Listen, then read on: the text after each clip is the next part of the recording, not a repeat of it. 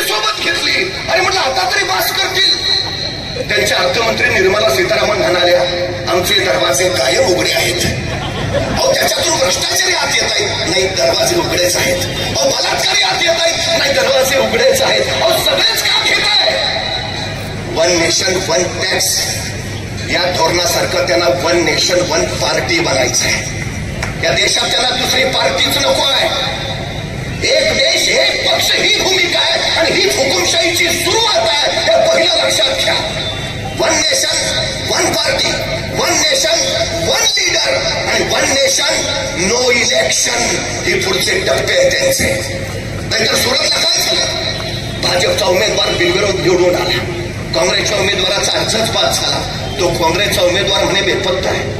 चंदीगडला महापौर पदाच्या निवडणुकीत काय झालं? निवडणूक निर्णय अधिकाऱ्यानं सीसीटीव्ही समोर सहमत पास केली. नशीब सीसीटीव्ही होते. सुप्रीम कोर्टाने या घटनेची दखल घेत त्याचं वर्णन केलं मर्डर ऑफ डेमोक्रेसी. ही लोकशाहीची हत्या आहे. 70 वर्षामध्ये कधी घडलं नव्हतं. संसदेमध्ये एकाच दिवशी 146 खासदारांचं निलंबन केलं गेलं आणि त्यांच्या अनुपस्थितीमध्ये हवी ती विधेयकं पास करून गेली. ही कशाची सुरुवात आहे? कुठल्या दिशेनं चाललो? आम्ही राजकीय विरोधक काय म्हणून देशात हुकुमशाही येते असं म्हणत नाही. स्वीडन स्थित संस्थेनं परवा एक अहवाल प्रकाशित केला. 14 साली देशावर कर्ज होतं 55 लाख कोटी. आज 2024 साली देशावर कर्ज आहे 205 लाख कोटी. कुणाला वाटत असेल माझ्या डोक्यावर कर्ज नाही? मोदी सरकारने करून ठेवलंय 1.5 लाखाचं कर्ज तुमच्या डोक्यावर. म्हणजे 10 वर्षात 150 लाख कोटीचं कर्जाने उचललं. म्हणजे जीएसटीतनं उत्पन्न चौपट झालंय. 150 लाख कोटीचं कर्ज उचललंय. हे पैसे गेले कुठं? शिक्षण मोफत झालं, आरोग्य सुविधा मोफत मिळत आहेत. तुमच्या खात्यावर काय 15 लाख जमा झाले, उद्योग वाढले, कंपन्या नव्या आल्या, प्रकल्प उभा राहिले. मग हे पैसे कुठे जात आहेत? कधीतरी आम्ही शांतपणे या सगळ्या गोष्टीचा विचार करायला. आज परिस्थिती काय आहे? जगणं महाग होत चाललं इथल्या प्रत्येकाच. कुठला घटक सुखी आहे?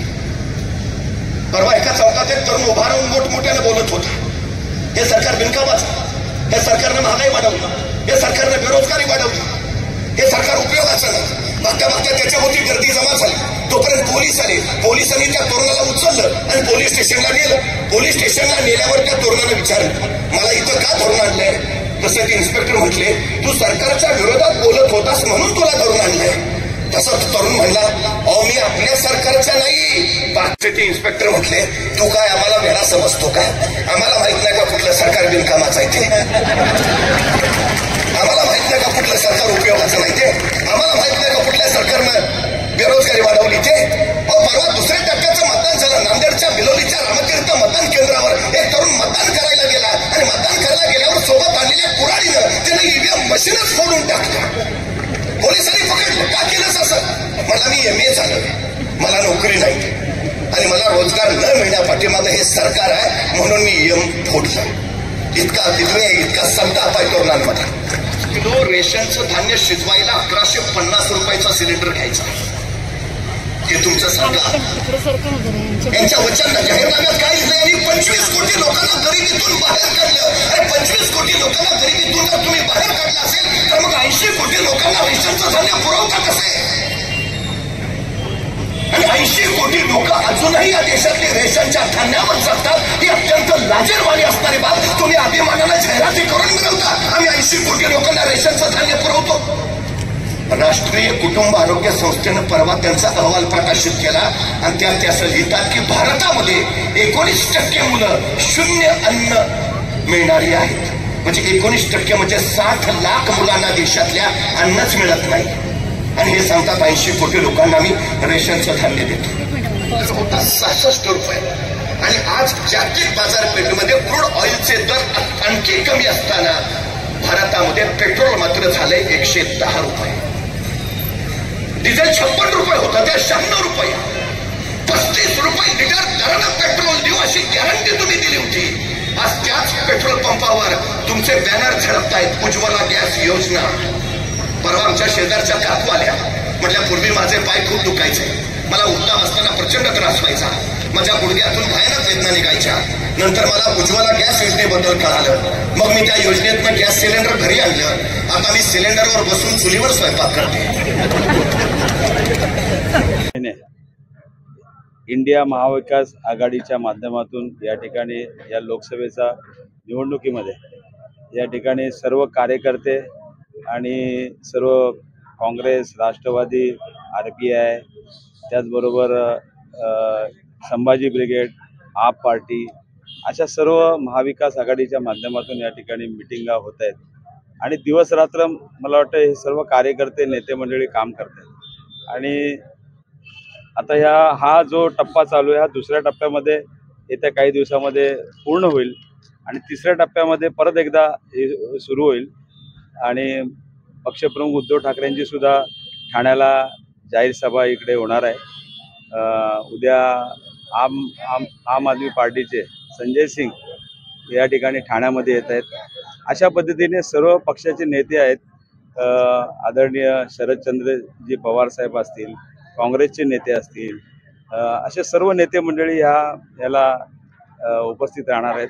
आणि आज तुम्ही बघितलं असेल, इंडिया महाविकास आघाडीच्या माध्यमातून जवळजवळ 64च्या वरती त्या ठिकाणी मिटिंगा आतापर्यंत झालेल्या आहेत. आणि सर्व ठिकाणी शिस्तबद्ध कार्यक्रम चालू आहे आणि सर्व पक्षाचे कार्यकर्ते दिवस रात्र मेहनत करत आहेत. त्यामुळे विजय हा सोपा आहे आणि मला विश्वास आहे की येणाऱ्या निवडणुकीमध्ये तिसऱ्यांदा मला खासदार म्हणून या ठिकाणी ठाणे, नवी मुंबई, मीरा भाईंदर येथील नागरिक मला निवडून देतील असा विश्वास या ठिकाणी मी व्यक्त करतो. साधारणपणे हे म्हणण्यापेक्षा प्रत्येक पक्षाला त्यांच्या पक्षाची ध्येय धोरणं राबवण्याचा हक्क आहे आणि ते मला वाटतं ते निभवतात, एवढाच विषय. ते काय बोलतात त्याला उत्तर देणं मी बंधनकारक नाही, परंतु एकच सांगतो, आता तुम्ही बघितलं असेल नवी मुंबईमध्ये किती सभा झाल्या, उद्धव साहेबांची सभा रेकॉर्ड ब्रेक झाली, सर्व सभा. आता आज इथलीच म्हणा ना, आज मैदानामध्ये मुंगी शिरायला जागा नव्हती. त्यामुळे ते काय बोलतात हे महत्वाच्या पेक्षा तुम्ही 4 तारखेला काय होईल ते बघा. घोडा मैदान जवळ आहे आणि नक्कीच तुम्हाला दिसेल. आता ते काय बोलतात मी तुम्हाला तेच सांगतोय, ते काय बोलतात थोडं त्याला उत्तर द्यायला मी काय बांधील की नाही. परंतु एकच सांगतोय की आज ज्या पद्धतीने आज पक्ष चोरणं, पक्षाचं चिन्ह चोरणं, नेते चोरणं, अशा पद्धतीने हे जे काय चालू आहे, हा महाराष्ट्र एक सुसंस्कृत हे आहे. आणि या ठिकाणी आज या महाराष्ट्रामध्ये ज्या पद्धतीने गेल्या 2 ते 2.5 वर्षामध्ये खास करून या मिंदे गटाच्या माध्यमातून आमच्या कार्यकर्त्यांवरती खोट्या केसेस टाकल्या जात आहेत. आणि तुम्ही इकडे या आणि आमच्या वॉशिंग मशीनमधून आम्ही तुम्हाला हे करतो. आणि अशा सर्व भ्रष्टाचारी लोकांना त्या ठिकाणी त्यांनी घेतलेलं आहे पक्षामध्ये. आज इक्बाल मिर्ची सारख्या ज्या ह्याच्यामध्ये आरोप असणाऱ्या माणसाला सुद्धा त्या ठिकाणी घेतलेलं आहे. म्हणजे आज जे काय चाललंय ना, ही जनता बघते आणि जनता 20 तारखेला दाखवेल आणि 4 तारखेला तुम्हाला त्याचा रिझल्ट बाहेर येईल. ठाणे लोकसभा मतदारसंघाचे महाविकास आघाडीचे उमेदवार सन्मान्य राजनजी विचारे यांच्या प्रचारार्थ इथं सभा झाली. आपण सगळे साक्षीदार आहात. जनमानसांचा प्रचंड उत्साह आणि प्रचंड प्रतिसाद हे सांगतोय की सन्मान्य राजनजी विचारे या लोकसभेला पुन्हा एकदा हॅट्रिक करतील आणि ठाणेकरांच्या सेवेसाठी खासदार म्हणून निश्चितपणे पुन्हा रुजू होतील. खरं तर गेली 10 वर्ष त्यांनी जे इथं काम करून ठेवलंय, रस्त्यापासून रेल्वे स्टेशन पर्यंत, पाण्यापासून ते अगदी उद्योगांपर्यंत आणि पोरांपासून थोरांपर्यंत, अगदी मग ती आरोग्य सुविधा असेल किंवा क्रीडा संकुल असेल, या सगळ्याची जाणीव इथल्या सर्वसामान्य माणसाला आहे. आणि खरं तर विकास कामांच्या बळावरच राजनजी विचारे निश्चितपणे हॅट्रिक करतील. या पद्धतीचं यश मिळताना दिसत आहे. ही निवडणूक आता जनतेनंच हातात घेतलेली आहे, त्यामुळे निश्चितपणे तुम्हाला बदल दिसेल आणि 35च्या पुढं महाविकास आघाडी निश्चित या जागांवर विजयी होईल.